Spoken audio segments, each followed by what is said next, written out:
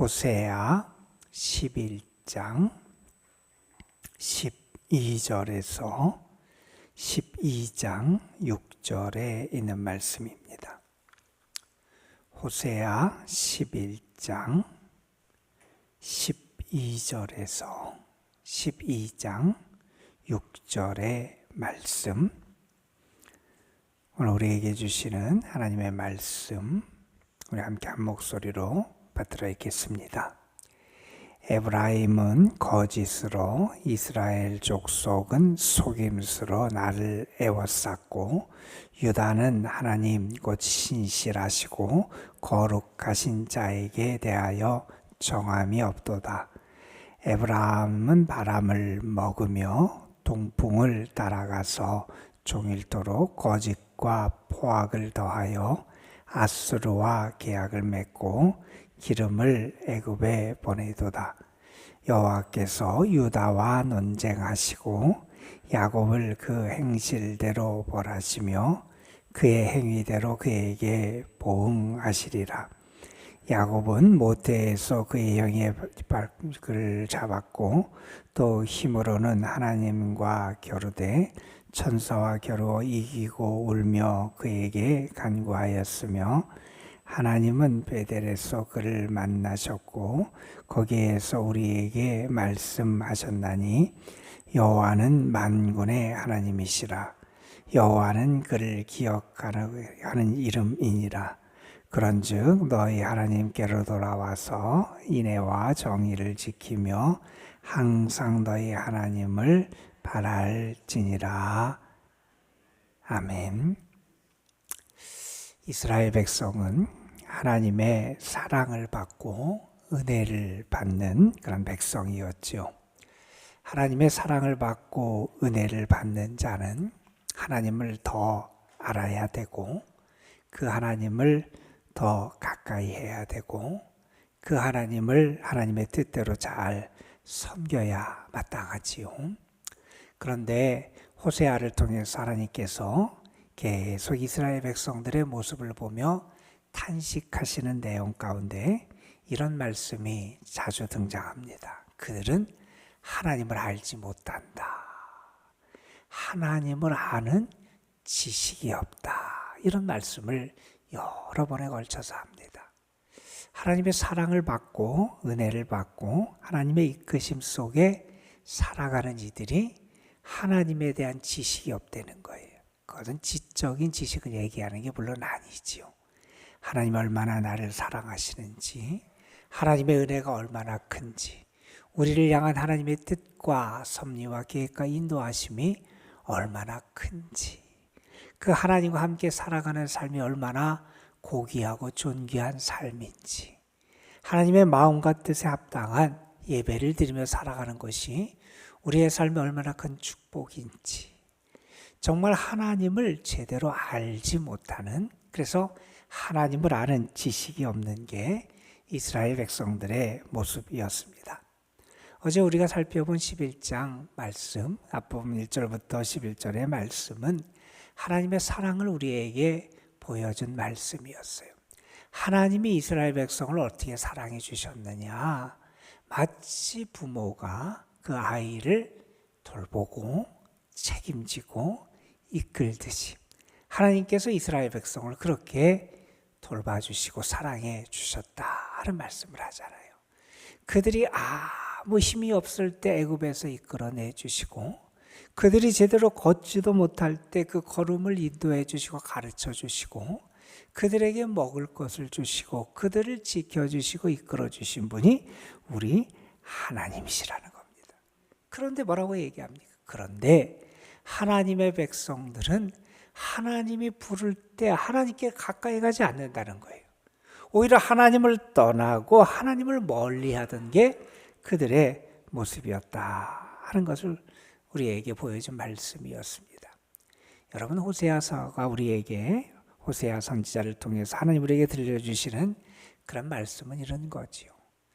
물론 사람들이 죄를 짓고 잘못하고 하나님을 떠나고 그런 잘못을 할 수도 있지만, 그래서 그들에게 죄의 심판과 그리고 멸망의 자리에 빠질 수밖에 없는 그런 일이 그들에게 벌어지는 상황이 그들에게 나타날 수 있지만, 그들이 하나님께로 나오면, 하나님께로 돌아오면 하나님이 그들을 용서하시고 품어주시고 사랑해 주신다 하는 말씀을 우리에게 들려주잖아요. 그래서 여러분, 우리가 호세아서를 보면 계속해서 반복적으로 우리에게 들려주는 말씀 가운데 하나는 이 백성이 하나님을 아는 지식이 없다, 하나님을 모른다, 이런 말씀 뿐만 아니라 하나님이 우리를 얼마나 사랑하시는지, 하나님의 사랑에 대한 말씀뿐만 아니라 계속해서 하나님이 반복적으로 호세아를 통해서 이렇게 말씀합니다. 여호와께로 돌아오라, 돌아오라. 하나님께로 돌아가야 된다는 겁니다. 하나님께로 돌아오면, 특별히 6장에서는 그런 말씀을 하시죠.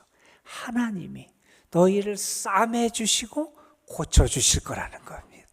하나님이 너희를 다시 싸매 주실 것이다, 하나님이 너희를 다시 고쳐 주실 것이다, 이런 말씀을 하십니다. 또 이런 말씀도 하세요. 하나님이 너희를 다시 일으켜 세워 주실 것이다. 지금 너희들이 무너져 있고 쓰러져 있고 지쳐 있고 너희들이 낙심 가운데 있고 죄악의 자리에 있는데, 너희가 하나님을 향하고 하나님께 너희의 마음을 향하면 하나님이 너희를 다시 일으켜 세워 주신다. 그게 하나님의 은혜의 역사임을 우리에게 말씀합니다. 그러면서 이렇게 말씀하시죠. 우리가 여호와께로 돌아가면 하나님이 우리에게 빛을 비춰주시는데, 깊은 밤이 있었지만 새벽이 되면 다시 날이 밝아오듯이, 분명히 새날이 찾아오듯이 하나님 우리에게 새벽빛같이 우리에게 나타나실 것이고, 이스라엘 땅에 이른 비 늦은 비를 주셔서 농사를 짓고 그들이 살아갈 수 있는 양식을 얻을 수 있도록 하나님이 은혜를 주시듯이 그들에게 비처럼 하나님이 임하실 거다, 그런 은혜를 약속해 주시기도 합니다. 여러분, 우리는 하나님께 돌아갈 수 있는 지혜가 있어야 돼요. 우리가 실수도 할 수도 있고요, 때로 넘어질 수도 있고요, 우리가 죄악의 자리에 빠질 때도 있고요, 유혹에 넘어갈 때도 있습니다. 그러나 우리가 잊지 말아야 될 것은 우리는 다시 하나님께 돌아갈 수 있어야 된다는 겁니다. 그럴 때 회복과 구원의 은혜가 우리에게 임한다 하는 사실을 우리 잊어서는 안 된다는 겁니다. 오늘 말씀도 하나님께 돌아가야 된다, 우리가 다시 하나님께 향해야 된다, 하나님이 우리를 향해서 나에게 나오라, 나에게 돌아오라 하시는 그런 하나님의 메시지를 전해주는 말씀이 오늘의 말씀입니다. 여러분, 오늘 말씀 11장 마지막 12절에 보면 이러한 모습이 등장을 해요. 지금 이스라엘 백성, 에브라임 지파로 대표되는 북이스라엘 백성, 그들이 어떠한 모습을 하고 있느냐? 그들은 거짓으로 가득 차 있다는 거예요. 그들의 삶에 거짓이 있고 하나님 앞에 거짓을 가지고 하나님을 애워싸듯이 그들의 삶의 전체가 거짓으로 채워져 있다는 거예요. 또 이런 얘기를 합니다. 이스라엘 족속은 속임수를 가지고 있다. 그러니까 그들의 모습은 거짓과 속임수.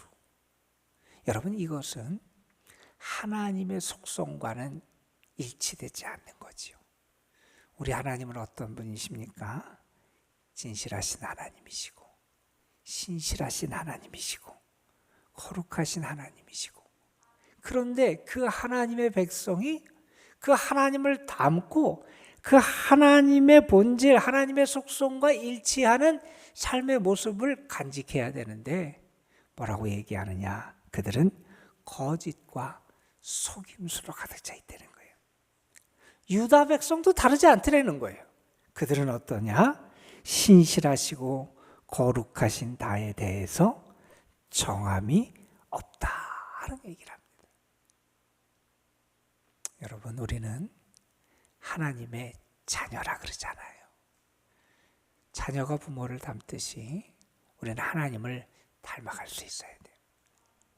하나님이 하나님의 백성들에게 나를 닮아야 된다, 이런 것을 간접적으로, 그러나 우리에게 아주 분명하게 가르쳐 주신 말씀이 있어요. 너희는 거룩해라. 나 너희 하나님 여호와가 거룩함이니라. 하나님의 백성은 어떻게 살아가야 되냐? 하나님을 닮아야 된다는 거예요. 그런데 하나님을 닮아야 마땅한 하나님의 백성들이 하나님을 닮지 못할 뿐만 아니라 오히려 그것과 상반되는 아주 대적하는 그러한 모습을 그들의 삶에서 간직하고 있더라는 거예요. 자, 이렇게 말씀한 다음에 하나님이 그렇게 살아가는 그들이 결국 어떠한 삶을 살아가는 거냐? 12장 1절에서 이렇게 말씀합니다. 그들이 그렇게 살아가는 모습은 결국 뭐와 같으냐? 바람을 먹는 것과 같다는 거예요, 여러분. 여러분, 바람은 잡을 수도 없고 먹을 수도 없잖아요. 그러니까 노력하고 애쓰는 것 같은데 다 허망한 거예요. 헛된 거예요. 아무것도 아닌 거예요.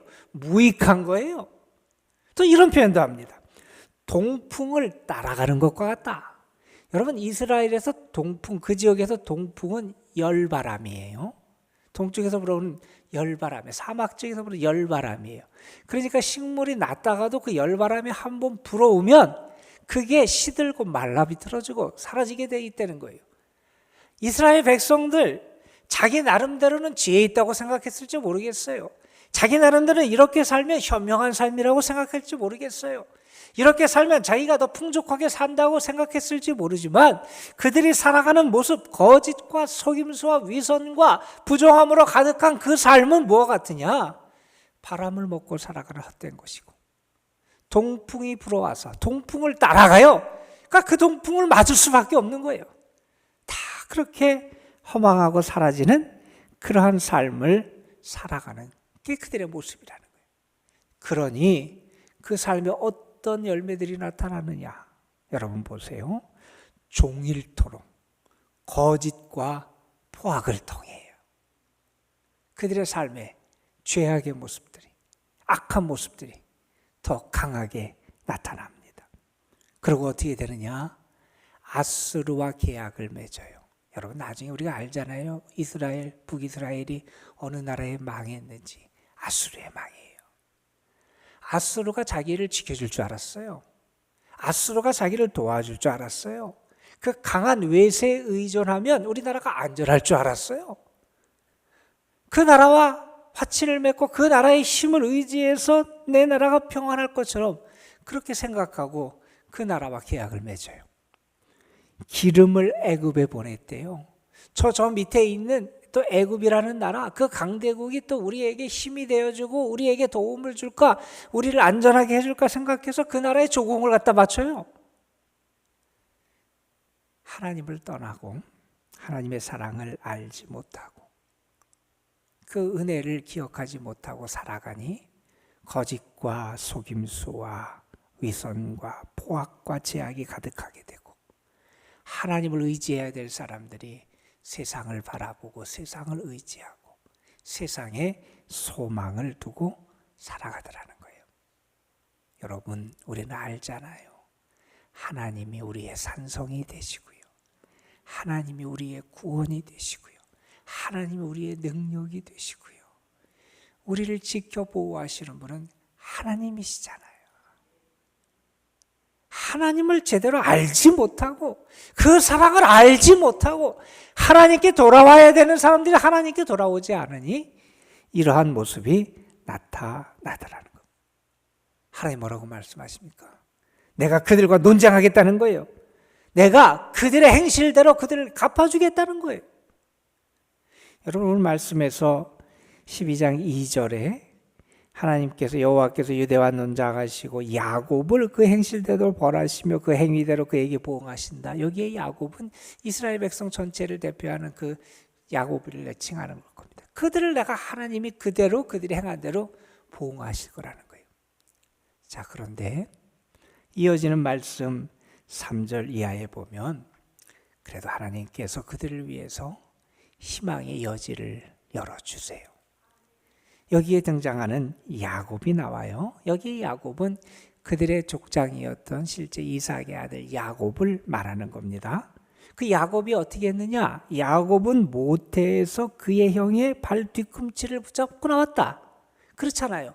손해를 보지 않으려 그랬고 그 이름대로 속이는 자로 살았고 자기의 지혜와 자기의 간교함과 자기의 능력과 자기가 인생의 주인인 것처럼 자기의 힘으로 자기 고집으로 자기 뜻으로 살라 그랬던 게 야곱이었다는 거예요. 자, 그런데 그 야곱이 어떻게 됐느냐? 나중에 그가 우리가 아는 것처럼 야복강가에서 하나님의 천사와 씨름을 하잖아요. 그가 고향 떠나서 외삼촌 라반의 집에 갈 때 광야 베델에서 하나님을 만났던 체험이 있었고, 그리고 이제 외삼촌 집에 더 이상 거하지 못하고 다시 고향으로 돌아갈 때 마지막 순간 그의 삶의 큰 위기 앞에서 그는 야복강가에서 홀로 남아 하나님의 은혜를 구하며 기도하지요. 그곳의 이름이 분이엘이라고 나중에 바뀌게 됐다 그랬어요. 새롭게 해가 떠올랐어요. 그 인생의 밤이 지나가고 새롭게 해가 떠오르게 됐는데 그것이 어떻게 일어났느냐? 그가 하나님과 겨루었다. 이건 하나님께 간절히 매달려 기도했다는 우리가 아는 이야기지요. 하나님의 천사와 싸움을 해요. 씨름을 해요. 왜요? 나를 도와주시지 않으면, 나에게 복을 주시지 않으면, 나를 축복하지 않으시면 내가 놓아줄 수 없습니다. 천사가 씨름을 하잖아요. 그래서 그가 하나님의 은혜를 받게 돼요. 여러분, 그 자리가 야복강가였어요. 그가 하나님께 그렇게 발 뒤꿈치를 붙잡고 태어나고 그렇게 살았던 그가 하나님을 찾고 하나님의 은혜를 구하고 하나님께 매달리고 하나님께 돌아갈 때 하나님이 그에게 은혜를 주시지 않았냐는 거예요. 또 이런 얘기를 합니다. 하나님은 베델에서 그를 만나셨고 하나님 베델에서 만나셨다는 거예요. 그가 집을 떠나서 외삼촌 집으로 갈 때 광야 베델에서 만났죠. 여기서의 베델은 아마 그 다음에 있는 창세기 35장의 사건을 말하는 걸 겁니다. 세겜에 그가 머물다가 세겜에서 그의 집안이 큰 어려운 불행을 겪게 돼요. 그 다음에 그들이 세겜에서 그들의 가족들이 더 이상 어떻게 될지 모르는 그런 위기 앞에서 어떻게 하느냐? 하나님이 야곱으로 하여금 다시 하나님을 기억하고 하나님께 나아가게 하세요. 그래서 베델로 가게 하세요. 베델에 갈 때 어떻게 했느냐? 그들 속에 있었던 우상을 섬기는 도구들, 그 모든 것을 다, 집안에 있는 것을 다 내려놓고 베델로 가서 하나님을 만나요. 하나님의 언약을 다시 받아요. 하나님의 축복을 경험하게 돼요. 이 야곱의 이야기가 우리에게 보여주는 게 뭐냐? 하나님께 돌아가면 우리에게 소망이 있다는 거예요. 너희가 지금 이렇게 무너져 있고 이렇게 죄악 가운데 있고 이렇게 타락해 있고 이렇게 멸망의 자리에 있는 것 같으나 아직 너에게 희망이 있다는 거예요. 뭐예요? 하나님께 돌아가라는 거예요. 하나님을 찾고 하나님을 향하면 소망이 있다는 거예요. 왜요? 우리 하나님은 어떤 하나님이냐? 5절에서 말씀합니다. 우리 하나님, 그분은 어떤 하나님이냐? 만군의 하나님이시라는 거예요. 만군의 하나님, 온 세상을 통치하시고 다스리시고 그 뜻을 이루실 수 있는 능력의 하나님이라는 거예요. 그 하나님은 권세와 능력이 있는 하나님이시고 그 하나님은 또한 약속을 이루실 수 있는 하나님이시고 그 만군의 하나님이 우리가 돌아가야 될 하나님이라는 거예요. 그분의 이름이 뭐냐? 여호와라는 분이라는 거예요. 그 이름은 우리가 기억해야 될 이름이라는 거예요. 여호와 하나님, 그분에게 우리가 돌아가야 된다는 거예요. 그래서 말합니다. 오늘 말씀 6절에. 오늘 말씀의 결론입니다. 그런즉 너희 하나님께로 돌아오라는 거예요. 하나님께로 돌아오라는 거예요.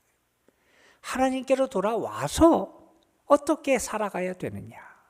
너희가 인애와 정의를 지켜라.